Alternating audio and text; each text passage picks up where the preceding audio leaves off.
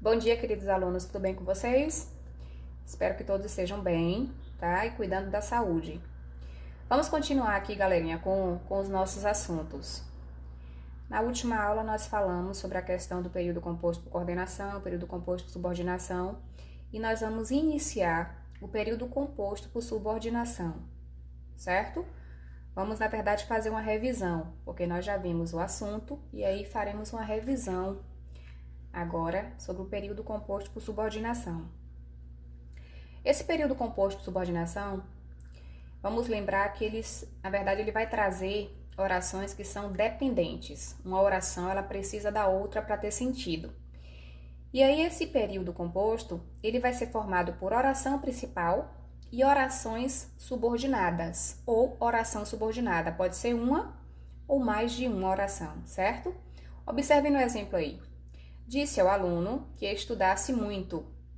Disse ao aluno vai ser a minha oração principal, que estudasse muito, a minha oração subordinada, certo? E aí nós vamos lembrar o seguinte, essa oração subordinada, ela vai poder ser classificada em 3 tipos. Oração subordinada substantiva, oração subordinada adjetiva e oração subordinada adverbial. A primeira que nós vamos estudar dessas subordinadas aí serão as orações subordinadas substantivas. E aí nós vamos relembrar, tá? Gente, sempre associe o conceito ao nome. Orações subordinadas substantivas. Eu já lembro automaticamente da palavra substantivo, e vai ser isso mesmo. Por quê? Porque essas orações subordinadas substantivas, elas vão exercer a função sintática própria de um substantivo, tá? Elas vão funcionar como um substantivo, elas vão servir para nomear, para dar nome às coisas. Geralmente são introduzidas pelas conjunções integrantes que e se, ou seja, elas começam com essas conjunções que e se. E vamos relembrar que elas vão ser classificadas em 6 tipos: subjetiva, objetiva direta, objetiva indireta, completiva nominal, predicativa e apositiva, certo? Com certeza todo mundo relembrou aí. A oração subordinada substantiva subjetiva, eu já vou lembrar logo de cara que ela vai funcionar como um sujeito, tá? Ela funciona como o sujeito da oração principal. A oração principal, ela não tem sujeito. E aí a subordinada, ela vai funcionar como esse sujeito. E nós vamos lembrar que sujeito é o termo de quem ou de que nos referimos. Estamos falando de quem? Estamos falando de que? É o nosso sujeito. Observem aí os exemplos. É necessário que você se apresente ao serviço amanhã. Oração principal, é necessário que você se apresente ao serviço amanhã, é a nossa subordinada. Vamos analisar que a principal, é necessário o quê? Eu estou falando de quê? Eu estou falando de quem? A minha oração principal não tem sujeito. Eu estou falando de você. Você vai se apresentar ao serviço amanhã. Observe que o sujeito ela aparece na oração subordinada. Então, quando a oração principal ela não trouxer o sujeito, e esse sujeito ele só vier na oração subordinada, é porque ela vai funcionar como sujeito. Então, automaticamente, a minha subordinada funciona como sujeito e ela vai ser classificada como substantiva subjetiva. Olhem o segundo exemplo. Foi anunciado que Pedro é o vencedor do concurso. Oração principal, foi anunciado. Que Pedro é o vencedor do concurso é a minha subordinada. Eu sempre vou analisar a oração principal. Sempre. Foi anunciado o quê? Eu estou falando de quem? De Pedro. Só que na minha oração principal eu não tenho sujeito. A minha oração subordinada é que funciona como esse sujeito. Então, se ela tiver essa função sintática, se ela tiver esse poder de funcionar como sujeito, é porque ela é uma substantiva subjetiva, tá? Vai ser aquela que funciona como o sujeito. O segundo caso vai ser a substantiva objetiva direta. Gente, vamos lembrar o seguinte, a objetiva direta, ela vai exercer a função sintática de objeto direto. E o que é mesmo objeto direto? É o complemento verbal sem preposição. Eu completo o verbo sem preposição, certo? Então, assim, observe que essa substantiva, ela vai completar o verbo da oração principal sem preposição. Só isso. Olhem os exemplos. Quero que você seja meu marido. Oração principal, quero. Quem quer, quer alguma coisa. Quero o quê? que você seja meu marido. Observe que a oração subordinada, ela funciona como complemento do verbo da oração principal. É um complemento sem preposição, por isso que vai ser objetiva direta. Olha o segundo exemplo. Os funcionários não sabiam que era dia de despedimentos. Observem bem, quando eu falo assim, os funcionários não sabiam, eles não sabiam o quê? O verbo, ele pede complemento. Se o verbo pede complemento, automaticamente o complemento vai ser um objeto. E aí eu vou analisar. Os funcionários não sabiam o quê? Que era dia de despedimentos. O meu complemento verbal aí, ele acontece sem preposição. Então, vai ser um objeto direto. Como neste caso é uma oração, a oração toda vai funcionar como objeto direto. E por isso ela vai ser classificada como substantiva objetiva direto, porque completa o verbo da oração principal sem preposição, certo? Outro caso, a substantiva objetiva indireta. Agora vai ser diferente. A oração subordinada aí, ela vai exercer a função de objeto indireto. E eu já sei que o meu objeto indireto, ele vai completar o verbo da oração principal, só que agora ele completa o verbo da oração principal iniciada por uma preposição. Ele tem preposição. Obrigatoriamente, ele vai trazer uma preposição. Exemplo. O diretor da empresa necessita de que todos os colaboradores estejam presentes na reunião. Vamos logo para a oração principal. O diretor da empresa necessita. Quando eu falo assim, o diretor da empresa necessita, automaticamente o verbo necessita, ele pede complemento, necessitar, né? Ele necessita de quê? O que o diretor da empresa necessita? Ele necessita de quê? Então, automaticamente, esse verbo pede complemento. Se ele pede complemento, se é um verbo que pede complemento, eu já sei que ou vai ser objeto direto ou vai ser objeto indireto. Ele necessita de que todos os colaboradores estejam presentes na reunião. O meu complemento verbal aí, ele trouxe a preposição de. Se ele trouxe a preposição de e eu completo o verbo, significa que eu vou ter aí um objeto indireto. E a minha oração toda vai funcionar como substantiva objetiva indireta. Por quê? Porque eu completo o verbo necessitar com o auxílio da preposição de, certo? Olha o segundo caso. A professora insistiu muito em que os alunos tivessem aulas de recuperação. Quando eu falo a professora insistiu, o verbo insistir, ele pede complemento. Quem insiste, insiste em alguma coisa ou em algo. Ela insistiu em quê? Em que os alunos tivessem aula de recuperação. Observe que o complemento verbal aí, ele vem iniciado por uma preposição. Então, se é um complemento verbal, eu já sei que é objeto. E se é um complemento verbal com preposição, ele é um objeto indireto. E a oração subordinada substantiva vai funcionar como objetiva indireta, porque completa o verbo com o auxílio da preposição, certo? O outro caso que nós temos vai ser a subordinada substantiva completiva nominal. Galerinha, a completiva nominal, ela vai funcionar, ela vai exercer a função de complemento nominal. Aí vocês vão lembrar, professora, complemento nominal é o que mesmo? Vamos lembrar? Complemento nominal. Agora, quem vai pedir um complemento não é o verbo, como nas objetivas.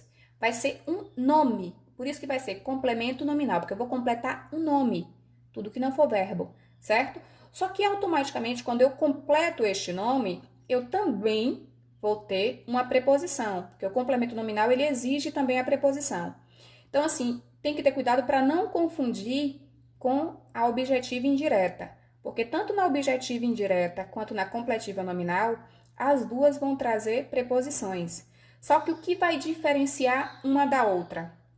Na objetiva indireta, eu vou completar um verbo. Na completiva nominal, eu vou completar um nome. É um nome que pede o complemento e não mais o verbo. Observem o exemplo aqui, ó. Todos temos esperança de que a humanidade pare de destruir o planeta.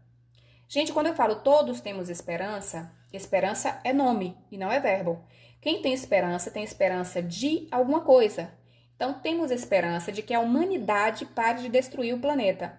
Observe que a oração subordinada aí, ela vai completar o nome esperança e não o verbo ter. Então, quando a oração subordinada funcionar para completar o nome, e não o verbo, ela vai ser uma substantiva completiva nominal. Olha um segundo exemplo. Sinto necessidade de que você me deixe descansar um pouco. Sinto necessidade é a minha oração principal. Agora observe, quem sente, sente alguma coisa. Eu sinto necessidade. Mas eu sinto necessidade de quê? O que pede o complemento aí agora não vai ser o verbo sentir, vai ser o nome necessidade. É o nome que pede. E automaticamente eu vou usar a minha oração subordinada para completar esse nome. Sinto necessidade de que você me deixe descansar um pouco. De que você me deixe descansar um pouco é justamente o complemento de necessidade. Só que é um complemento nominal, porque quem pede o complemento é o nome necessidade e não o verbo sinto. Então, quando você completar um nome, é porque nós vamos ter um complemento nominal. E como aqui é uma oração inteira, eu vou ter uma oração subordinada substantiva completiva nominal. Por que completiva nominal? Porque eu vou completar um nome e não um verbo, certo? A completiva nominal também vai se iniciar pela preposição. Então, a oração subordinada aí, ela vai começar de que a humanidade pare de destruir o planeta e de que você me deixe descansar um pouco, certo? Marquem aí, grifem aí, porque vai ser sempre a partir da preposição também. E como é que eu não vou confundir, com a objetiva indireta? Eu vou lembrar que na objetiva indireta eu completo um verbo e na completiva nominal eu completo um nome, certo? Não é para confundir mais.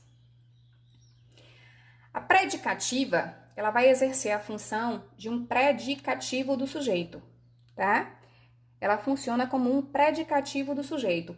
E aí nós vamos lembrar, predicativo do sujeito é o que mesmo? Vai ser uma característica que eu vou atribuir ao meu sujeito. E, na verdade, eu vou exercer essa característica, vou atribuir uma característica a esse meu sujeito.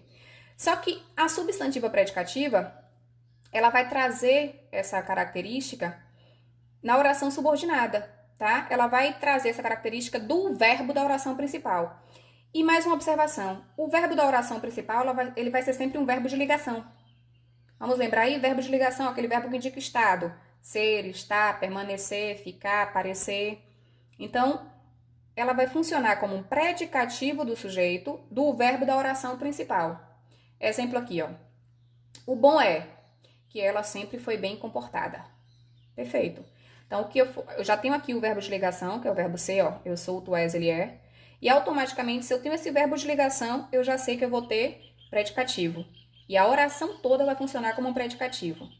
A dúvida era se seriam necessários mais ajudantes. Também tenho aí na oração principal o verbo de ligação, era. E a oração subordinada, ela toda vai funcionar como predicativo, automaticamente. Só para relembrar aqui, o predicativo do sujeito vai ser justamente essa informação, essa característica que eu vou trazer em relação ao sujeito. Observem aqui, ó. Os garotos permaneceram calados. Qual é o meu sujeito aí? Os garotos. Permaneceram é verbo de ligação. Se eu tenho o verbo de ligação, automaticamente eu já tenho o predicativo, tá? Automaticamente eu vou ter o predicativo do sujeito.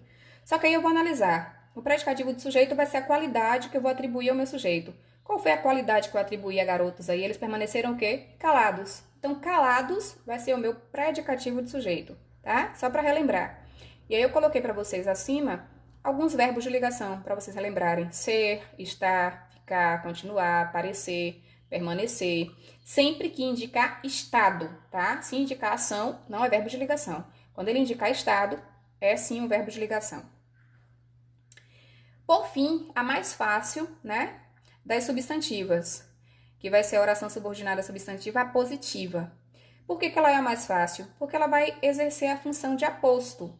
E nós já vimos anteriormente o aposto.